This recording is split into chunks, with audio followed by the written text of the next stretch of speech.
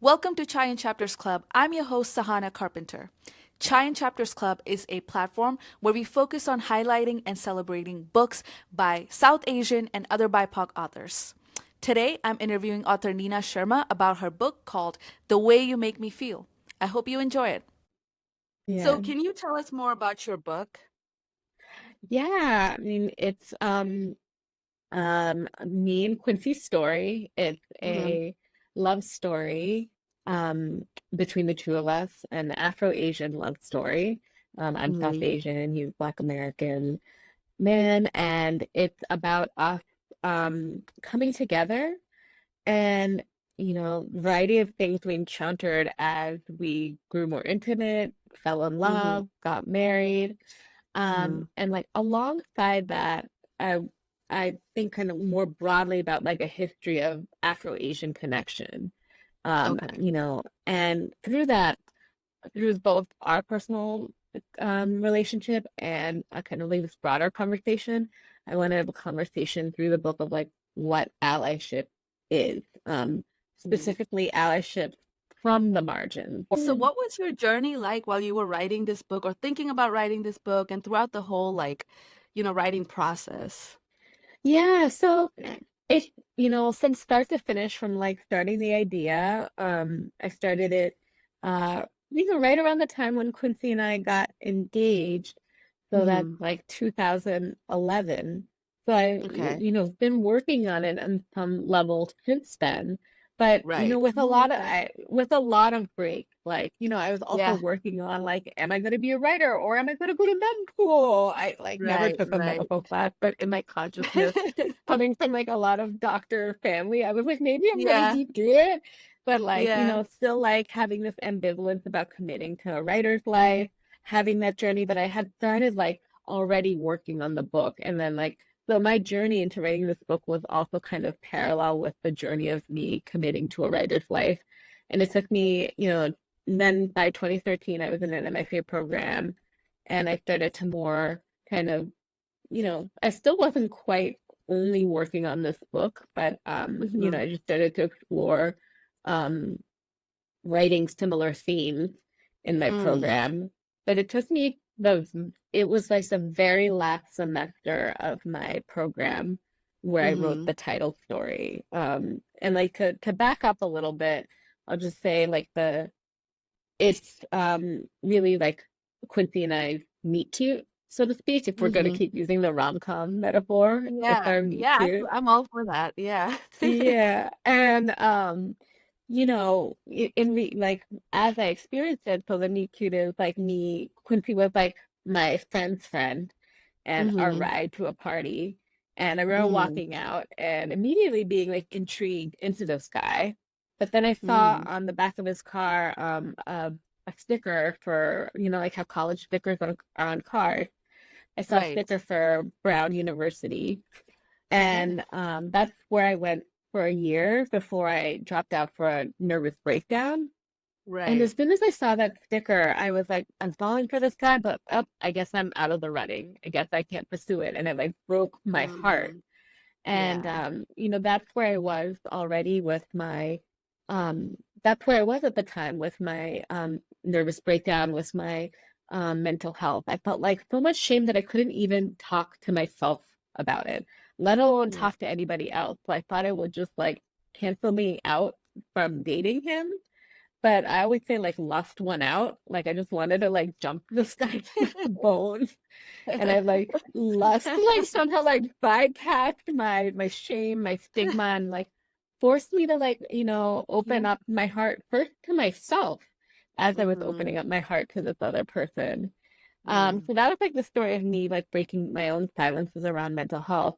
But then it Yeah. took me like the very last semester of my MFA program to even write that story. I had been writing really like everything else except my mental health story in my MFA Mm. program. And I was in for memoir writing and I just kept avoiding it. Yeah.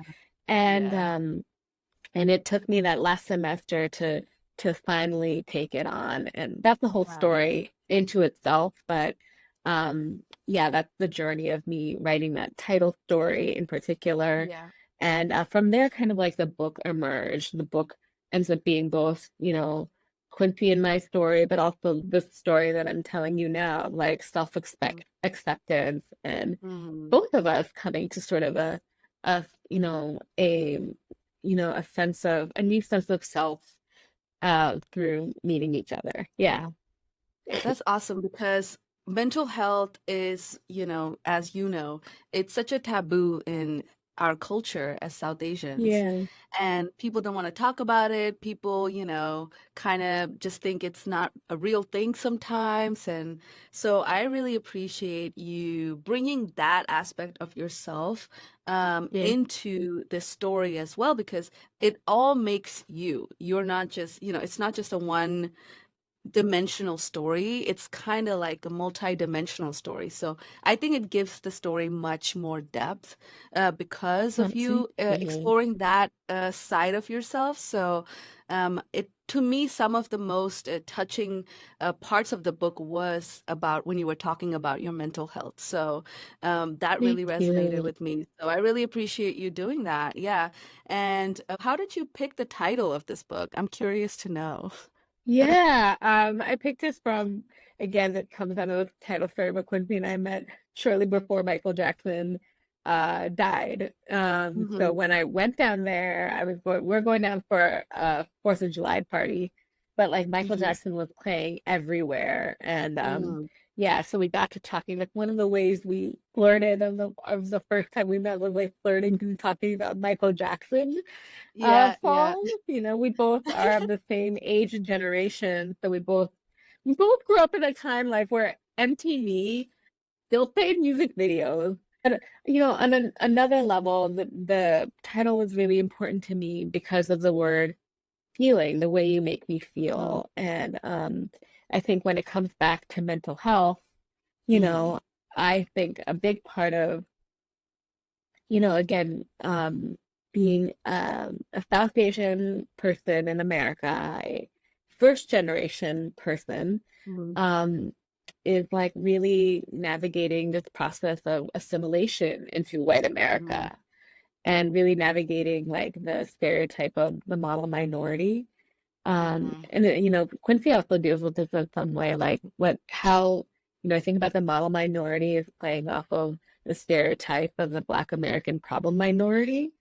And mhm, both those stereotypes came about during the Civil Rights era as a way to mhm. problematize Black Americans advocating for civil rights, right? Right, So the right, problem minority was like someone who spoke up, essentially, right. and tried to advocate for equity. And the model minority was someone who's quiet, docile, Mhm. passive, kowtowing to white Yep, America, yep. and in that and kind of supported this myth of you can just pull yourself up from the bootstrap. You don't Yeah. need to navigate equity. So Mhm, these kind of I think these stereotypes kind of hold over us. Even yeah, I don't think me as a character in this book like I ever come off as a model minority, but I think the shadow of it was there. yeah, And this yeah. was kind of a long way into thinking about why the word feeling is important. But what I think is that like being a model minority, being this quiet, passive, docile minority means numbing yourself to feeling. It means Mhm, like some feelings that you have are okay, are ways that you mhm. can survive white America, are ways that you can survive assimilation, are ways that you can survive your family that is contending with all these things with you. And then some Right. feelings are troublesome and problematic, like Mhm, anger and sadness, and mhm, like you might numb ourselves to them just to get by. And mhm. what does that do to us? That makes us silent about our mental health. It makes us Yeah. not want to help seek. And so my book is really a journey into like me accepting like a broad range, all of my feelings, really. Mhm, And same goes for Quincy in navigating stereotypes on the opposite end of the spectrum. Um, mhm, but like really accepting a broad range of feelings that I have, essentially going through that process of unnumbing mhm, that comes with kind of also unpeeling all these layers of assimilation. mhm, Yeah, and so, feeling, for me, the power of knowing how I feel, naming how I feel, Mm-hmm. um, was with like a power that I acquired over time. It was something I was Mm-hmm. like scared of in the beginning. And it's the Right. power that I acquired over time, power as I met someone like Quincy, we created a safe space to feel together. And through the power of naming feelings, how we felt about each other, how we felt about ourselves, I think I came to know myself in a more profound way, an unnumbed Mm-hmm. way, in a way that was like, layer by layer, unpeeled of assimilation, unpeeled of all those things that, maybe I did to get by. Yeah. And that resonates so much with me because um naming what you're feeling is the scariest thing. Plus, Yeah, it is so discouraged at least in my family, it was. yeah, And the people that yeah. I know in our culture at large, Same, it's so same. sometimes I feel like I grew up not knowing what I'm feeling and not knowing how to name what I'm feeling, and then I Right. don't know how to deal with it if I don't even know what I'm feeling. So Oh, I know, I'm definitely going through this a similar journey, I feel, when it comes to, naming and recognizing and dealing with all these emotions that you were discouraged to feel when you were younger, yeah, just to keep the peace or just because you're doing yeah, too much, as a yeah, girl, you need to, yes, calm down or whatever. right, Don't rock the boat or whatever. So I feel right. like that definitely something that related to you on that for sure. Yeah. Yeah. And Yeah. there's that element of it too, like girlhood, South Asian Yeah. American girlhood. Like that's a Yeah. very, specific thing in itself. Like what does it mean to be like a dutiful daughter? Yeah, you end up kind of being either internalizing it, feeling like, oh, maybe I'm not a good daughter, and feeling bad and kind of Right. going into your shell, or you become like a rebel and you just like reject everything, which I feel like Yeah. I did the latter where I felt like I rebelled and rejected everything, and now I'm kind of coming back to, you know, kind of accepting, being a part of this family and still taking care of my own self and drawing that Yeah. boundary basically. So Yeah. yeah, Yeah. I think that's so important. I feel you yeah, there. And really like yeah, then knowing that like, I don't know, taking care of your own self, yeah, that is that's a duty, yeah. that's the first duty we're bound to anyway, the human Absolutely. being. Yeah. When you talk about the model minority myth, and that's a huge deal, and I'm so glad the conversations about that are happening these days, just in South Asian diaspora, like conversations within the diaspora, plus like other authors writing about it. And you talk a lot about dealing with anti-blackness in our Yes. families, right? That's where you Yes. got to start first, in our families, Right. right? So So nice to and you mention talk that. you talk about kind of addressing that with our families and educating our families on that. How would you think is like the best way or to navigate this conversation with your families sometimes when they don't want to talk about it or they don't feel there's Yeah. anything wrong with it? Yeah. Yeah. Thank you for I feel like this is such an important question. Yeah. And first off, I'll highlight, I think anti-blackness is baked into assimilation for Asian Yeah. Americans. Even if you think about the model minority as being a foil to the problem minority, it's really like, don't be like them. Don't be like Hmm. them. Even though these Yeah. are stereotypes of us and them, stereotypes that are up, propped up to upheld the ultimate lie of white supremacy, which still Yeah. is like a lived reality we live with every day. Hmm. And so like thinking about that and how it holds over us, holds over our families, like, I think something I did with, something I think about with this book is that, it's my experience. I don't think that there's one, it's definitely not like a how-to guide of like how to Yeah. do this. I think if anything, it's the opposite of that. It's the idea that these conversations are really messy.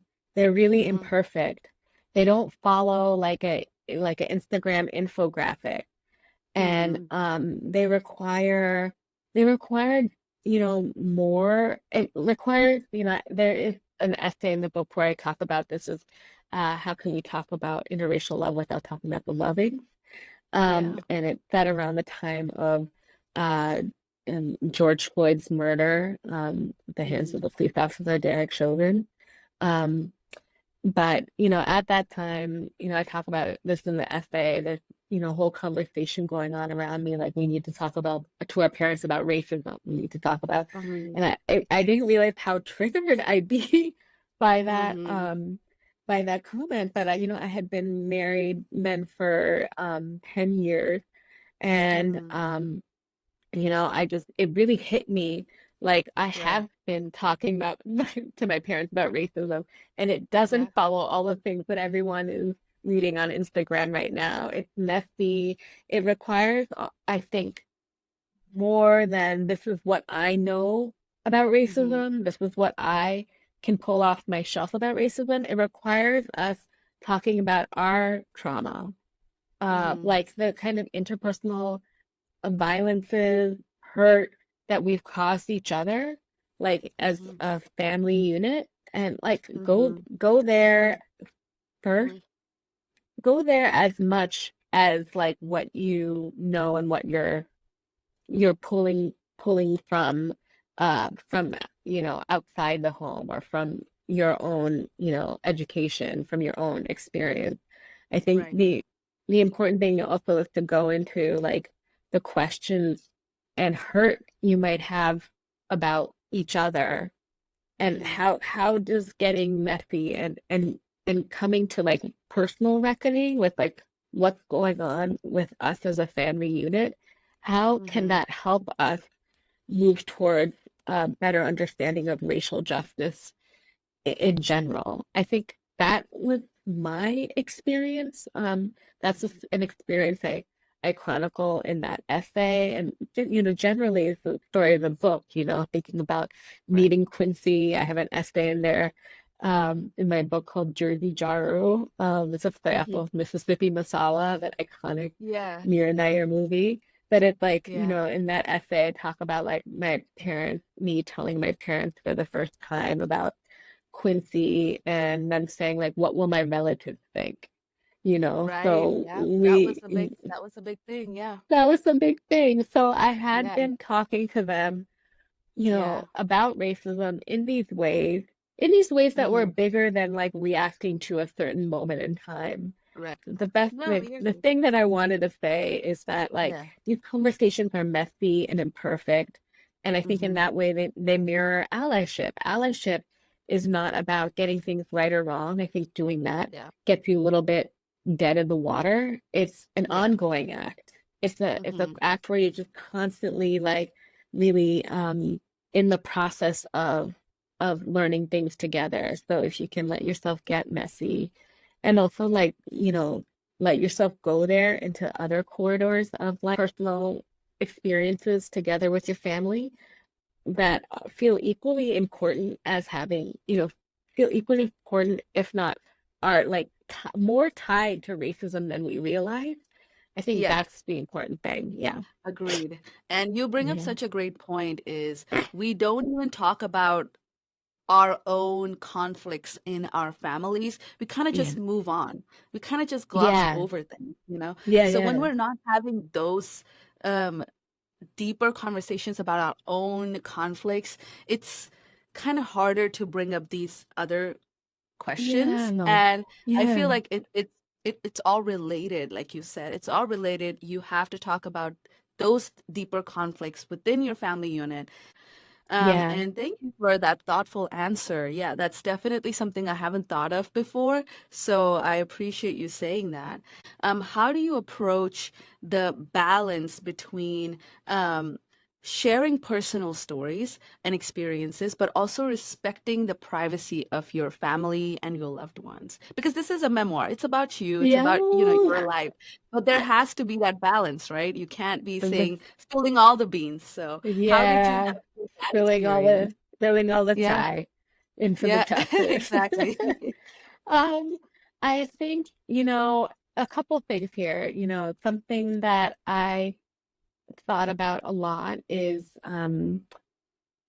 even though I'm writing nonfiction, in the world of me creating this book, we are all still characters.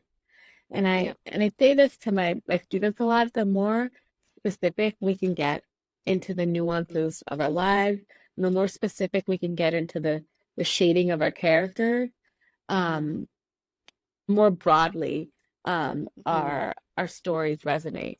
So I feel like Right. it's actually two things. One thing that I do, for myself, for my own like mental well-being as I'm writing, is I try to like think of myself as a character, and that helps me kind of like Mm. dissociate a little bit, Right. and actually get to a more truthful place. If I think I'm like writing about Nina, I might write with like a little bit more bumpers on. But if I think about Right. myself as Nina the character, then I want to like flesh out this interesting character and make her kind of like Yeah. shitty sometimes, make her like a Yeah. jerk, make her Yeah. kind of like, like, and that is how like I open up and get to a truthful place for myself, and then end up doing that a little bit for everybody else. But I am Hmm. pulling from life totally. It's nonfiction. And Yeah. so like back to what I say is like I really think about the more specific and the Hmm. more kind of like worse than all, I like my Hmm. jerky qualities and my not. Um, the more you can pull in your reader, even if Hmm. they're totally different from you. And it's such an interesting paradox. And just so I hope that by creating complicated characters, Hmm. I create like human characters, and I hope that people connect, resonate with them because we're all human.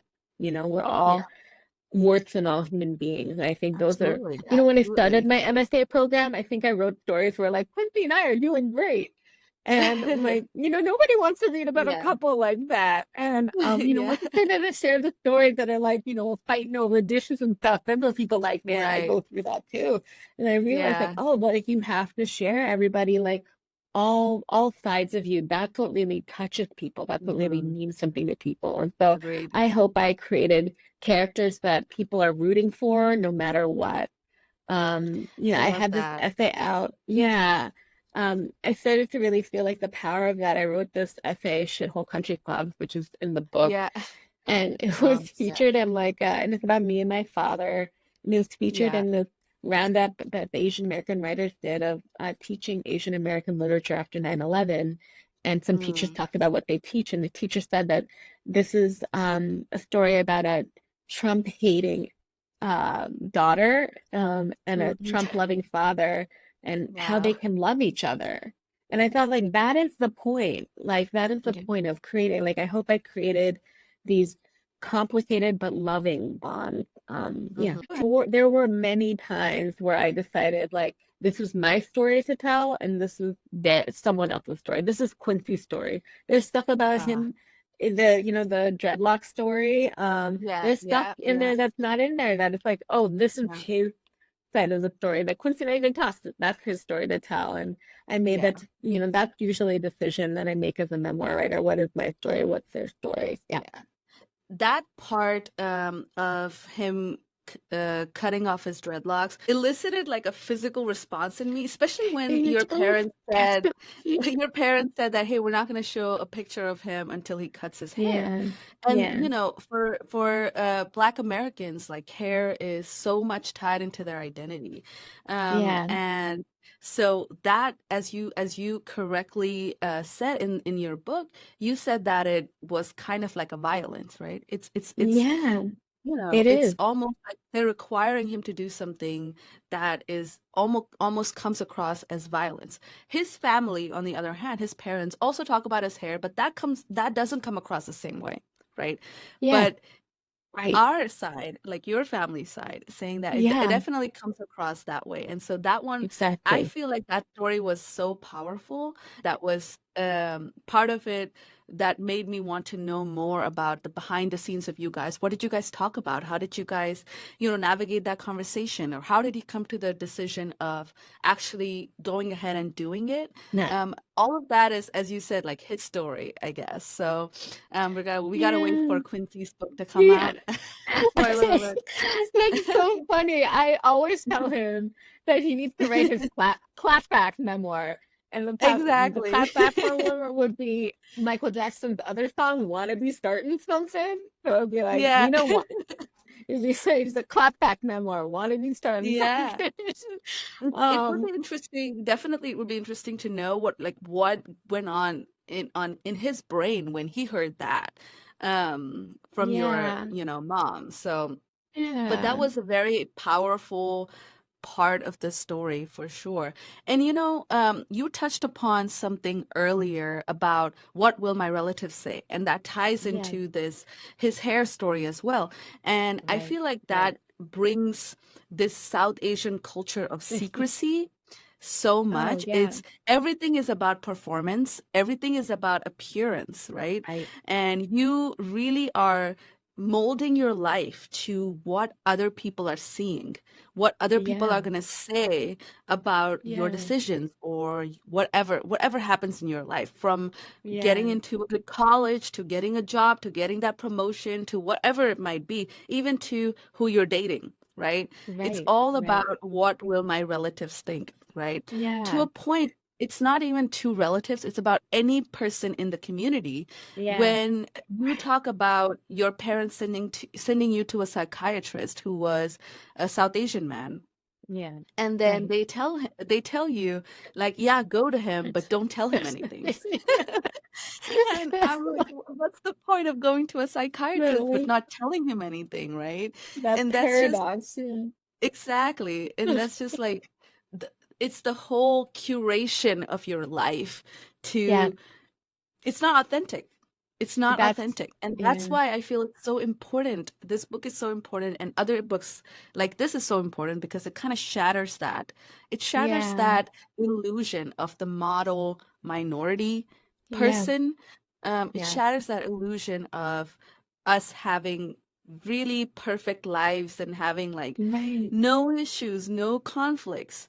And Yeah, I think that's why I really love when South Asian people come out with books like this, and it yeah, just kind of shatters that whole yeah, illusion. yeah, yeah. I think curation is such a powerful word for it. I think Yeah, that's yeah, absolutely right. And, books can be an opportunity to uncurate, you know? yeah. Yeah, And it's in your control. It's in your control. yeah, You know, nobody has any yeah, control. You write your own story, and you can tell it yeah, as authentically as yeah, you want. yeah. And It's that's why I so asked true. earlier. Yeah, that's why I asked earlier about like, hey, like, what, were you self-censoring? Because sometimes this is, Yes. yeah, this is about stories about you, but other people are also in your life. So it's stories about them as well. So Yeah, sometimes, especially with parents or your sisters, it might feel like, oh, I don't want you to tell that story because it yeah. exposes a part of me that people don't know. It's really hard. I have to say, Yeah. well, I really came at it as like I want to write a good story. And for me, censoring is another way of curating. And I don't want Yeah, to do that. I don't want to create absolutely. a Yeah, curated experience. And I luckily like, absolutely. yeah, I feel like my whole journey into um nonfiction writing to memoir writing is like really like just testing that, being like, where am I curating? I'm gonna keep using a word because it's such a great word. Where am I Yeah. curating? Stop doing that, Hmm. Nina. Yeah. And now really tell the story. Now really drop into it further and further. And that was like my journey in writing this book. And Yeah. I'll say like when I started that journey, I was doing a lot of curation in the beginning. I Oh, remember yeah. showing like a very early, like a baby seedling version of the draft, like over 10 years ago to a friend's, Hmm. another South Asian writer, is a dear friend of mine, and he read the manuscript. There was an early version of the haircutting story in there, and he read the whole manuscript I put together, and he said, Nina, Indian people are racist. Yeah. And he said that like to say like, I was already writing about racism, but he's Hmm. like, do more. You can do Do more. more. Yep. Yeah. And that was a story. Agreed. That was like my whole process of for me is like Hmm. how to write into it more. And that did not stop. through any year I worked on the book. Like, how do I do it? How do I do more? And Yeah. it was hard. It's hard for me. There's no Yeah. moment in writing this book that was like, how, how do I do this? How do I Mm. write about these anti-Black experiences? How do I write about my family? Um, what will my relatives think? And then some. How do I do that? And I just thought like the best thing I can do is tell the truth. And I hope that it makes people feel like we can talk about Mhm. anti-Blackness in our family. If we can share our stories with each other, like I'm sharing my book, but it can be just over coffee. If we feel like Mhm. we can share that with each other, I think we can get to some place better. We can actually break out of like model minority and all those curation and Right. how it stands apart from the problem minority and come to some place of solidarity that is more honestly the way that I experience this now, it's like more than I could ever put name to. Like what solidarity looks like in my life. And it's a work in progress, it's ongoing, it's messy. It's more than I kind of could have visualized in the beginning. It's more complex, I think.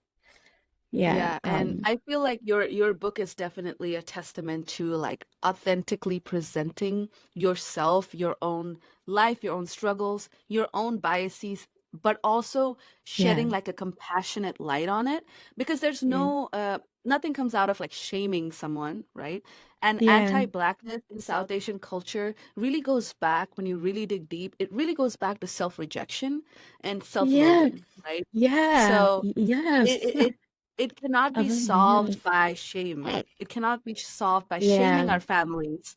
So to approach it with compassion and with acceptance really and Yeah. even the idea that maybe it's never going to get to a point where, they're completely out of this mentality, but still taking those little baby steps, still having compassion throughout the whole process.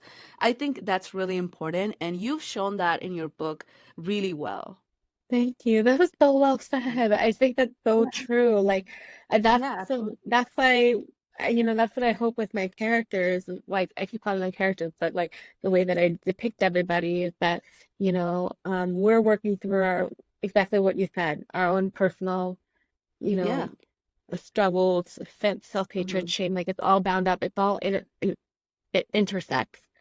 Exactly. And Especially with your yeah, family moving to, the US, right? And they're doctors, they're working with, yeah, these white people, right? Powerful yeah, people. And so yeah, they want to be more closer to whiteness, closer yeah. to status even. Yes, So that's the so word I for it.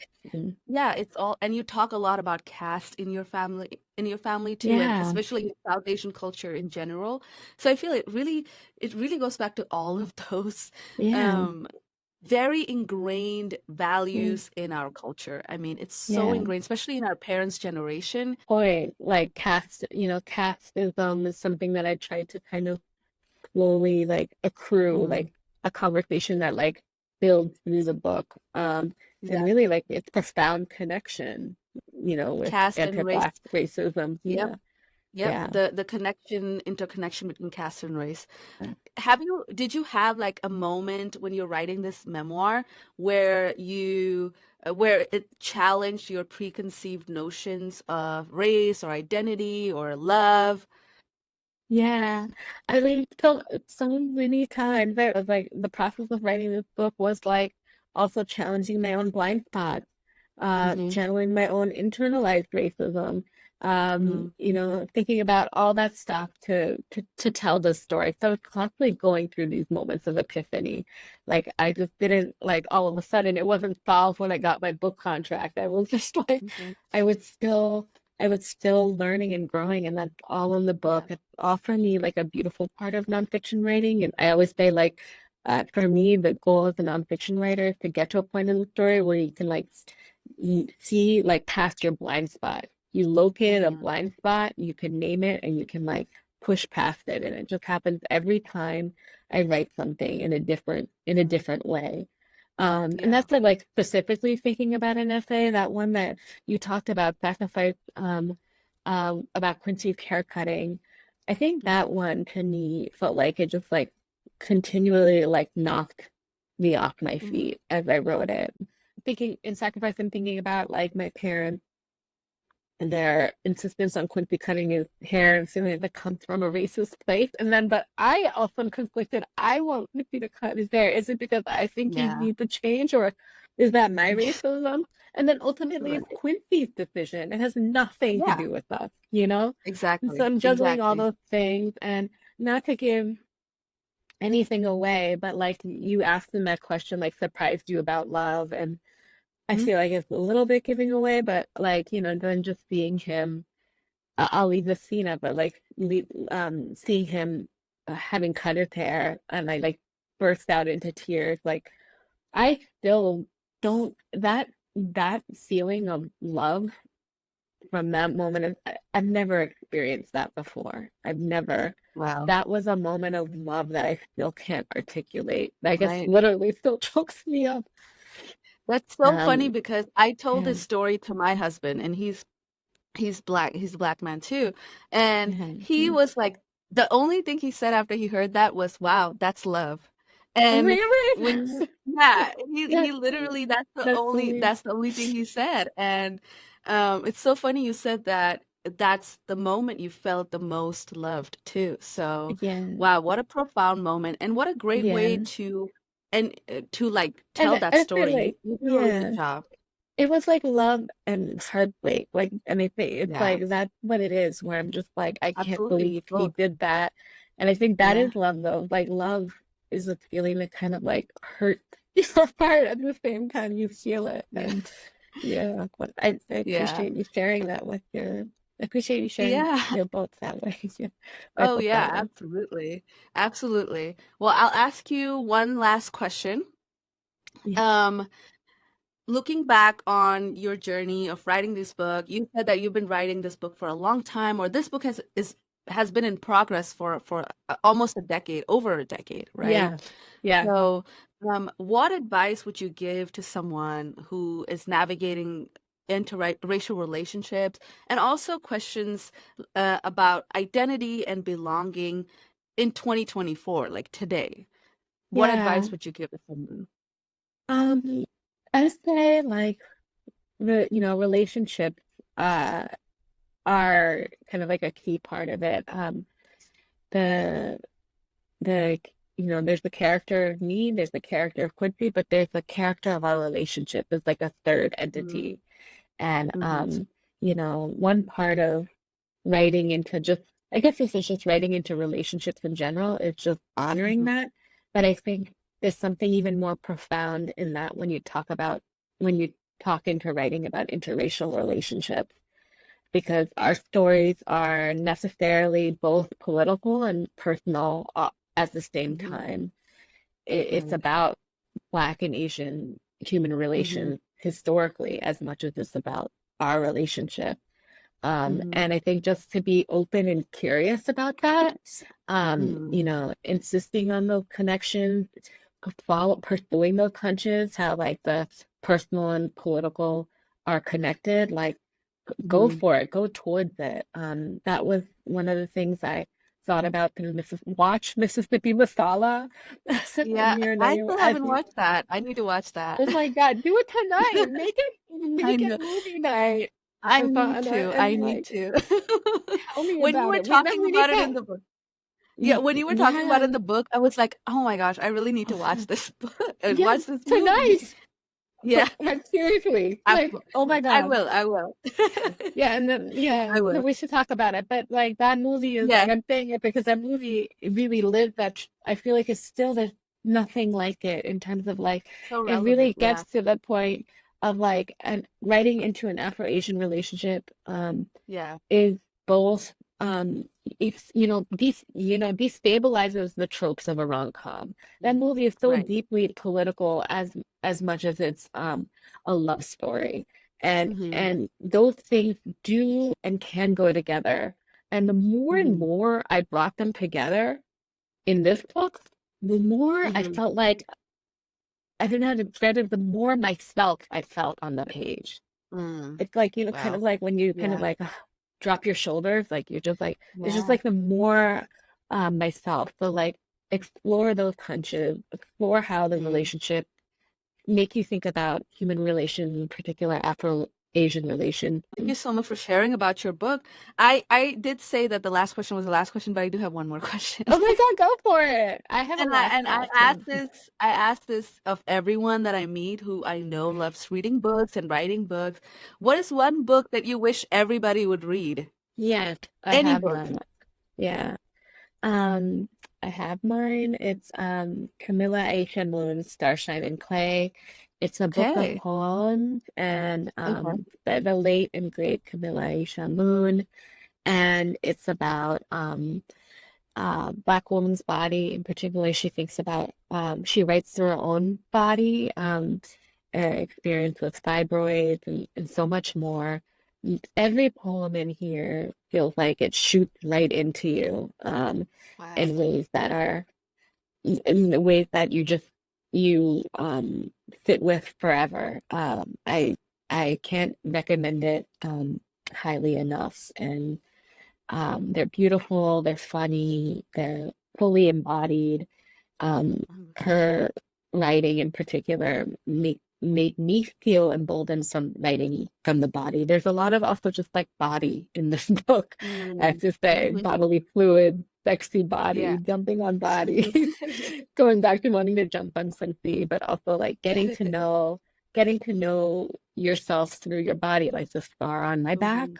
And I think about it Mm. now, I don't know if I could have written about that, the Mm. birthmark and the scar, if it wasn't for the work of, directly for the Book. work of Camilla A. Shimoon and how bravely and beautifully she writes into her body. And I Wow. just highly recommend it. And flip to any page and your life will be changed. Thank you so much, Nina, for Yeah. coming on. I really appreciate you making time for us today, and it was such Oh, a pleasure to talk to you about this. Your book is it's my amazing. pleasure.